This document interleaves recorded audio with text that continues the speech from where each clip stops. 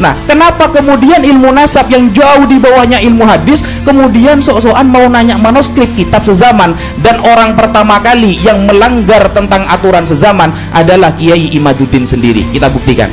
Ketika Kiai Imaduddin ingin memindah nasab Sunan Gunung Jati, saudara, yang awalnya beliau memiliki manuskrip tahun 1033, beliau manuskripnya tahun 1033, mau dipindah dari Ubaidillah kepada Musa Al-Kadzim. Musa Al-Kadzim wafatnya tahun 183 Hijriah. Antara 183 mau dinaikkan kepada 1033 yang berarti abad 11 awal, itu terpaut 850 tahun. Coba kita tanya, mana manuskrip zamannya?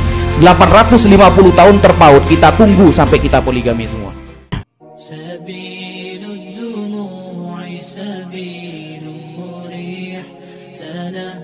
Assalamualaikum warahmatullahi wabarakatuh. Karena saya diberikan waktu terakhir, jadi moderator tidak boleh menyetop saya sampai jam berapa saya akan berbicara. Ini sudah dari kemarin gak tidur ini. Tapi kita akan berbicara santai dengan bahasa yang elegan dan dalil yang qat'iyud dilalah nanti ya. Qat'iyud dilalah.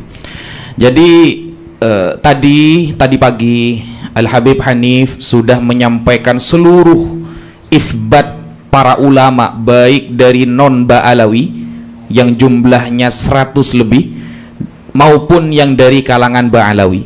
Dan bahkan beliau juga menyentuh beberapa khianah ilmiah, seperti gak mudah menerima pembatalan nasab Ba'alawi tapi sulit untuk membenarkan ketika ada isbat. Itu sudah disampaikan. Kemudian diteruskan oleh Al-Ustadz Maimun Nafis khusus mengenai kitab Syajarah Mubarakah, yang mungkin kalau Al-Fakir bisa tambahkan sedikit, kenapa di sana narasi Syajarah Mubarakah yang berbau Syiah itu harus kita kutip?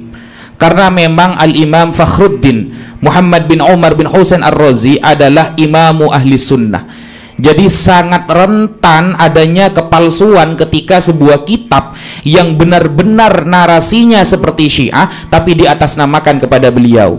Terutama dalam bab yang sudah viral ketika menjelaskan fa'ammal Hasan al-Ashkari falahu ibnani wa bintani fa'ahaduhuma ajjalallahu farujahu syarif wa huwa sahibuz zaman. Nah, kalimat ini ketika kita teliti dan kita telaah sangat masyhur keluar dari lisan orang-orang Syiah, dan ternyata ini sangat bertentangan dengan perkataan Al-Imam Ar-Razi. Kenapa? Karena Al-Imam Ar-Razi memiliki kitab khusus untuk perpecahan antara Syiah dan orang-orang di luar Islam, bahkan namanya kitab I'tiqadat Firaqil Muslimin wal Musyrikin. Itu benar-benar kitab karya beliau, dan kalau kita teliti penulisannya jaraknya agak jauh dari Syajarah Mubarakah. Dan di sana pada halaman 50-an beliau dengan tegas mendefinisikan ada Syiah yang bernama Ashabu Intizar, Syiah yang sedang menunggu kedatangan anaknya Hasan al-Askari.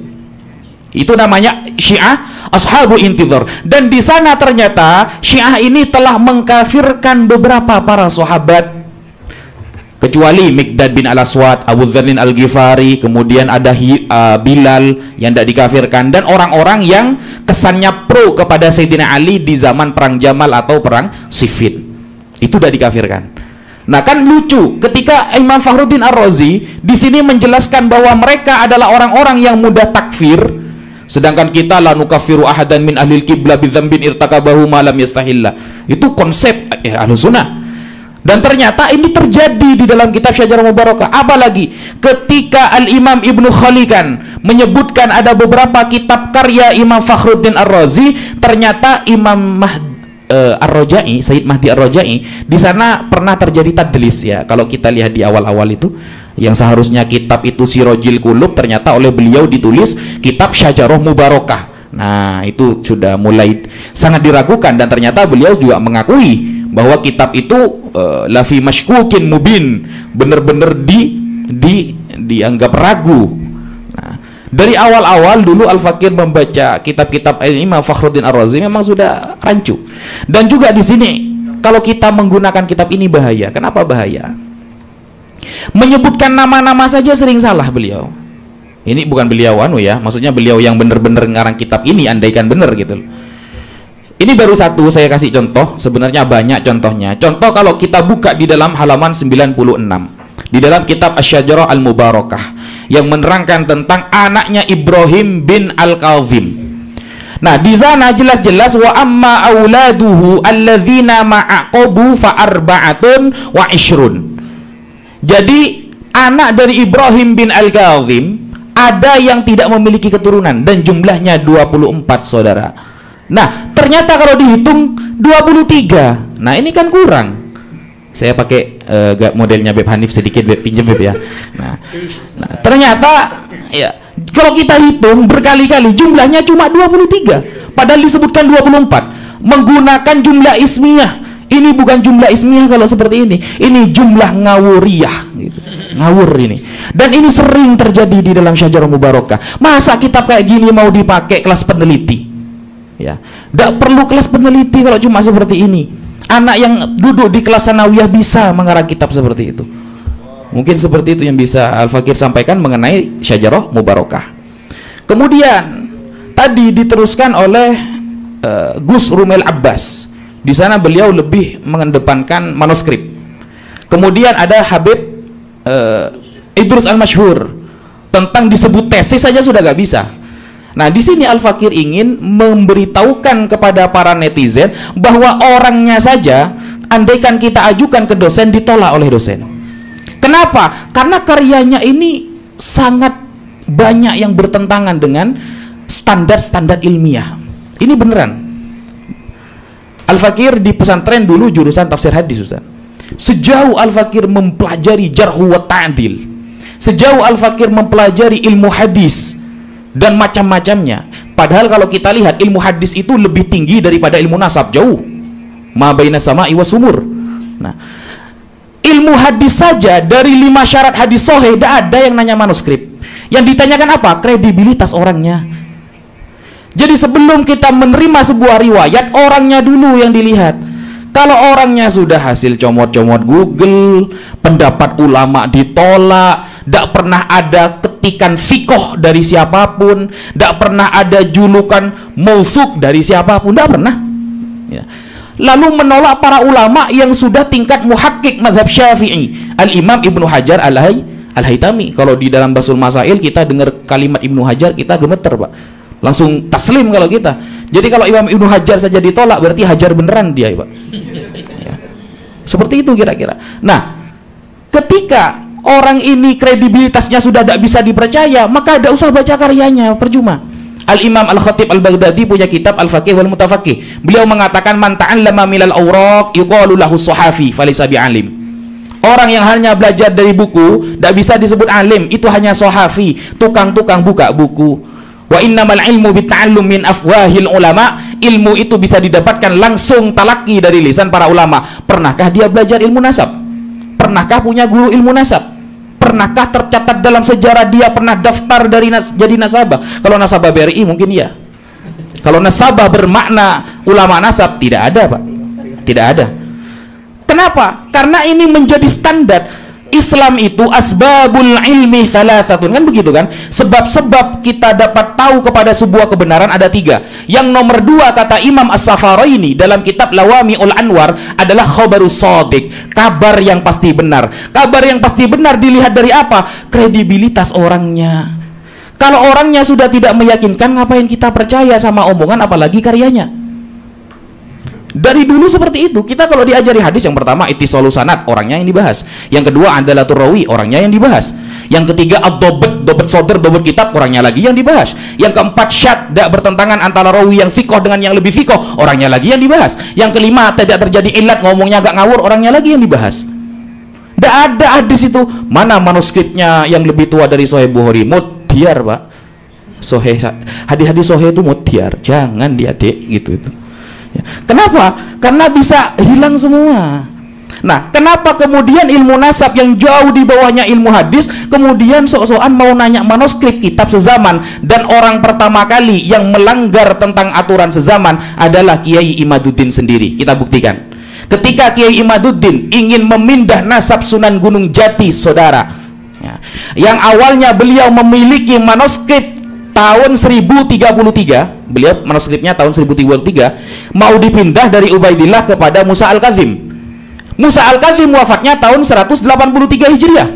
Antara 183 mau dinaikkan ya kepada 1033 yang berarti abad 11 awal, itu terpaut 850 tahun. Coba kita tanya, mana manuskrip zamannya? 850 tahun terpaut, kita tunggu sampai kita poligami semua. Gak mungkin bisa, saudara, gitu.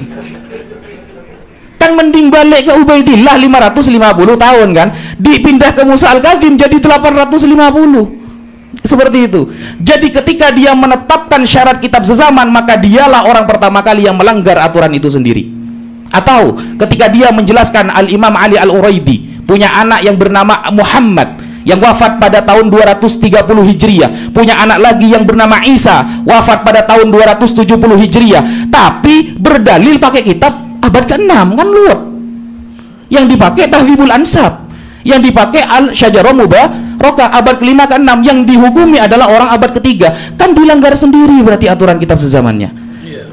Ini namanya blunder, standar janda, saudara.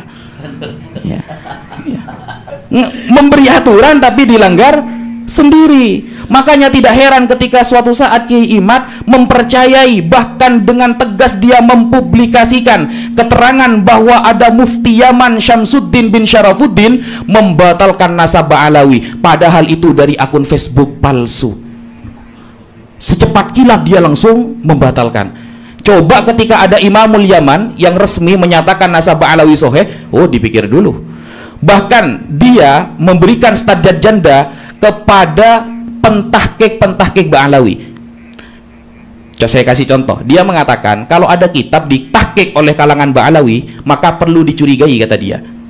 Nah, suatu saat dia itu tidak mau sama kitab Tuhfatuz Zaman yang ditahkik oleh Al-Habib Abdullah Al-Habashi, padahal beliau terkenal muhakkik yang terkenal di daerah Yaman. Nah, ketika Habib Abdullah bin Al-Habashi ini, Habib Abdullah Al-Habashi mengkritik Habib Salim bin Jindan, dipakai sama dia.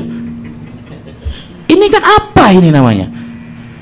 Ketika keuntungan itu ada pada dia, dia terima, tapi ketika tidak ada keuntungan dia tolak.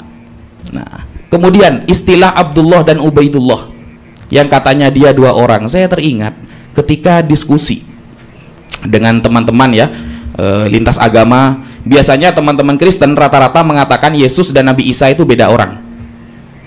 Beda orang. Padahal kalau kita lihat dalam penelitian para pakar dari kalangan kekristenan, ya satu orang, buktinya ada gereja namanya Isa Al-Masih. Itu perspektif ya. Dalam pakar itu mengatakan sama. Nah, ini Abdullah sama Ubaidillah beda orang katanya. Padahal itu sebenarnya sudah sering terjadi di dalam kitab-kitab nasab. Contoh Tahdzibul Ansab, Asy-Syajarah Al-Mubarakah menulis Abdullah bin Ahmad Al-Karkuroh atau Kirkuro, daerah Irak kalau kata Gus Rumel. Irak itu selatannya Condet, Pak. Nah, itu tertulis Ubaidullah di dalam Tahdzibul Ansab, orangnya sama itu. Ya. Atau Abdullah bin Husain Asy-Syajari tertulis di dalam Syajarah Mubarakah. Di Tahdzibul Ansab tertulis Ubaidullah bin Husain Asy-Syajari, sama saja itu. Itu dipermasalahkan, bayangkan sekecil itu menjadi masalah. Nah, apalagi ketika penyebutan manuskrip tadi ya, as-suluk berjarak, berlompat. Oh, ini berarti tidak kredibel. Berarti Abdullah yang ada di dalam as-suluk bukan Abdullah, adalah keturunannya Ba'alawi. Hanya gara-gara penyebutannya loncat. Padahal penyebutan loncat-loncat itu sudah sering terjadi. Bahkan sejak zamannya Nabi Isa, Pak. Kalau kita buka di dalam Matius 1 ayat 11 Perjanjian Baru, ketika Nabi Isa disebutkan silsilahnya, itu antara bapak langsung ke kakek gitu. Maksudnya hal seperti itu biasa gitu loh. Gak perlu diperdebatkan, guys, gitu. Nah, tapi kok jadi masalah kepada orang ini? Berarti orangnya yang bermasalah, bukan manuskripnya. Dan buktinya ini saya kasih contoh ini ya. Ini sebenarnya ini perkara yang biasa terjadi sebenarnya. Nah, dia ketika memahami manuskrip Al-Janadi, gara-gara diloncat-loncat dia itu langsung mengatakan palsu. Berarti bukan Abdullah keturunan Ba'alawi. Padahal pada tanggal 3 September 2023 yang diadakan pertemuan di rumahnya Kiai Haji Rohimuddin Nawawi, di sana saat itu Kiai Imad dengan teman-temannya ingin menyambungkan nasab Wali Songo kepada Musa Al-Kadzim. Dan saat itu ada 11 manuskrip yang mereka gunakan. Nah, ketika menggunakan manuskrip yang 11 ini, ternyata ada satupun manuskrip yang disebut secara urut. Bahkan manuskrip Bangkalan pada tahun 1624 Masehi atau 1033 Hijriah. Di sana ketika disebutkan Sunan Bonang anak dari Sunan Ampel, dan Sunan Ampel dengan Sunan Gunung Jati satu kakek bertemu kepada Syekh Jumadil Kubro, dan di sana penyebutan ayahnya loncat-loncat juga. Langsung ditetapkan, oh berdasarkan manuskrip ini berarti Wali Songo ke Musa Al-Kadzim. Giran Bahrawi dibatalkan itu. Kan keren. Ini namanya standar janda, seperti itu. Atau kalau kita lihat di beberapa kitab mengenai Abul Ghanaim Ad-Dajjaji contohnya. Kalau kita lihat di dalam kitab Bughyatul Talib tertulis akhbarona Abul Ghanaim Muhammad bin Ali Ad-Dajjaji. Tapi yang di tempat-tempat kitab lain penyebutannya loncat-loncat, bahkan ada yang hilang. Muhammad bin Ali bin Al-Hasan Abul Ghanaim Al-Ma'ruf bin Dajjaji. Itu di dalam kitab Tarikh Baghdad yang ditulis oleh Al-Khatib Al-Baghdadi. Atau di dalam kitab yang ditulis oleh Al-Zahabi, Syiaru A'lamin Nubala, tertulis Abul Ghanaim Muhammad bin Ali bin Hasan, lebih panjang. Apakah mereka itu berarti beda orang? Berarti banyak Dajjaji ini. Ini kalau Dajjaji ini Dajjal bermakna ayam, berarti ini KFC. Ini apa ini? Ini kan begitu nanti Pak, ayam geprek, ini rejes kan gitu, beda-beda orang nanti kan, nggak seperti itu. Jadi penulisan seperti itu sebenarnya sudah hal biasa di dalam dunia nasab. Cuma Kiai Imad mungkin terkejut. Makanya di sini Al-Fakir ketika Kiai Imad mengatakan begini, Kiai Imad mengatakan orang yang sudah tahu bahwa nasab Alawi batal, ternyata orang itu diam, maka semuanya berdosa. Nah itu pernah diungkapkan tuh, pakai kit. Ya, pakai kitab, ternyata sekarang beliau akan dimakan oleh kitabnya sendiri. Nah, ini ya, beliau pakai kitab ya, Al-Waq'u fin Nasab Haidar Al-Hashimi, dibaca dengan tegas oleh beliau, wala yajuzu bihalin ayyaskutal insal ala munkarin alaihi lianna sukutahu alal kidhb fin nasabi yakunu kal ikrar fayakun ahadal kadhibin, kata dia. Jadi ketika kita sudah tahu nasab seseorang itu palsu, saudara, ternyata dia kok diam, maka kal ikror, dia seperti mengakui kepalsuan nasab, dan dia termasuk ahadal kadzibin, orang-orang yang setuju kepada kebohongan tersebut, dan dia berarti termasuk orang-orang yang bohong. Nah, ini maksudnya diam untuk siapa? Harus menjawab untuk siapa? Apakah seperti beliau? Oh tidak. Karena Al-Imam Al-Haidar Al-Hashimi dalam kitab Al-Waq'u fil Nasab ternyata membedakan, ada beberapa klarifikasi, ada beberapa spesifikasi tentang orang yang harus berbicara dalam hal ini. Nah, ini dibaca Al-Waq'u fil Nasab li Sayyid Al-Husain bin Haidar Al-Hashimi, halaman 9-10. Al-Martabatu Tsalitsa, ada istilahnya nasibun hawin ghairu mutakhassis. Ada istilahnya orang yang belajar nasabnya itu amatiran. Nah, ini ada. Beliau menyebutkan ada orang yang belajar nasabnya amatiran, tidak pernah takhusus, tidak pernah ada gurunya, tidak tercatat pernah masuk di maktab apapun, ya. Maktab daimi tidak pernah, apalagi maktab sarimi, tidak bisa, gitu. Nah, bagaimana kemudian orang yang nasibun hawin, yang amatiran ini, yang sama sekali tidak pernah belajar, wa yusamma nasib majazan la hakikotan huwa al-mushtagil bi ilmin nasab bila qanun wala mitsaq. Nah, jadi ada orang sibuk belajar ilmu nasab tapi tidak pakai ilmu nasab, kayak Murad Syukri tadi itu. Persis kayak Murad Syukri tadi. Akhirnya dia dikritik oleh beberapa orang karena tidak paham ilmu silsilah. Nah, ini di kitabnya yang beliau jadikan rujukan. Jadi yang maksudnya harus berbicara ketika ada nasab yang palsu, itu kapasitasnya siapa? Kalau cuma nasabun hawin, orang yang amatiran, maka dia tidak punya kapasitas sama sekali di sana. Yang bila konun. Kenapa? Karena salah satu kriteria ulama nasab yang pertama, ayat tasifa bil ilmil wasi. Yang pertama, ilmunya harus luas. Wa yatabahhar fima yaktubuh, harus mendalam terhadap apa yang dia catat. Kemudian wa ayyakuna daqiqon, dia harus dakik, teliti fi ifbatihi, dalam menetapkan sesuatu. Muhakkikon lima yudawin, ketika mencatat sesuatu harus benar-benar bisa mentahkik. Kalau dalam ilmu hadis istilahnya sudah dobet soder dia itu. Ya, dobet soder. Kemudian wa qawiyan bi hujjatih.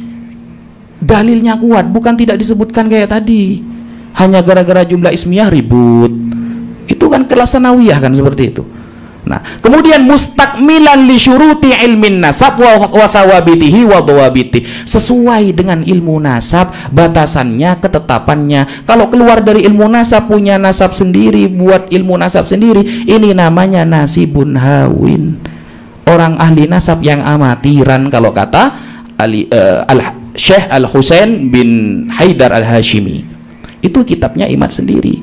Nah, kemudian Imad mengatakan bahwa tesis saya ini adalah sebuah dalil yang wajib orang taklid kepada dia. Nah, ini ngawur lagi.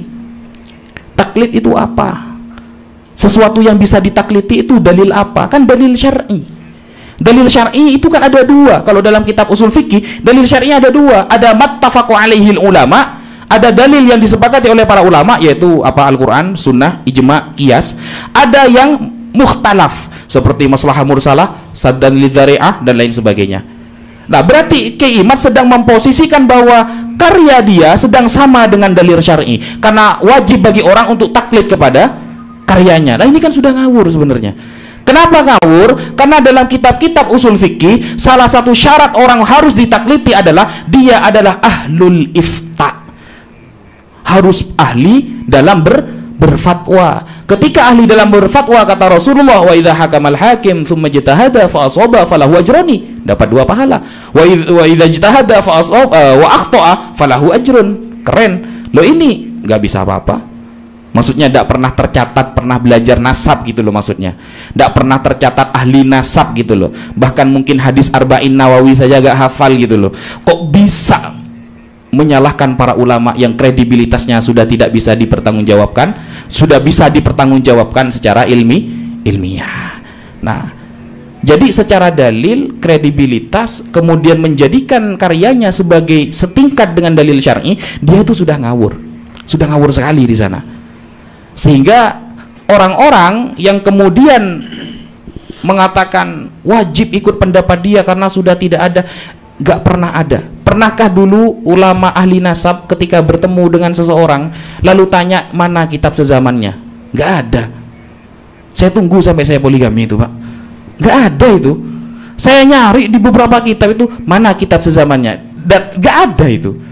Mungkin bisa ditanyakan kepada Habib Syekhon selama mengisbat orang, pernah nggak langsung ditanyakan kitab sezamannya mana? Kalau kitab sezaman ditanyakan, maka pencangkokan dari Sunan Gunung Jati kepada Musa Al-Kadzim, bayangkan 850 tahun, harus per abad itu, sebutkan semua kitab nasabnya itu. Sudah terlanjur diisbat itu kan? Entah kalau pindah lagi penisbatannya, entah kalau pindah lagi saya tidak tahu, karena kalau sekarang A kadang besok Z itu. Nah, mungkin itu dulu ya bisa saya sampaikan. Sebenarnya banyak, tapi suara sudah habis. Ya, mungkin ya, jadi pertanyaan tadi tentang kitab sezaman itu buktikan dulu sebelum bertanya. Kan seperti ini. Dalam teori diskusi, dalam usul fikih, ketika musuh ini, contoh ketika kita berhadapan dengan saudara-saudara kita yang salafi, mereka biasanya bertanya begini kan, mana hadisnya, mana ayat Al-Qur'annya. Bertanya aja sudah salah seperti itu. Menentukan bahwa sebuah dalil hanya Quran dan hadis, itu salah cara bertanyanya. Kenapa? Karena dalil yang disepakati ada 4: Quran, ijma, hadis, dan sunnah, dan qiyas. Jadi ketika ada orang bertanya, saya maulid Nabi, mana dalil hadisnya? Cara bertanyanya secara teori ilmu usul fikih sudah salah cara bertanya gitu. Dia menentukan harus ada dalam satu dalil, padahal dalil itu bisa banyak. Yang disepakati para ulama adalah 4. Mana kitab sezamannya? Menentukan satu seperti itu, cara bertanyanya sudah salah. Teori diskusi dalam usul fikih. Entah kalau nggak pernah belajar usul fikih, saya tidak tahu.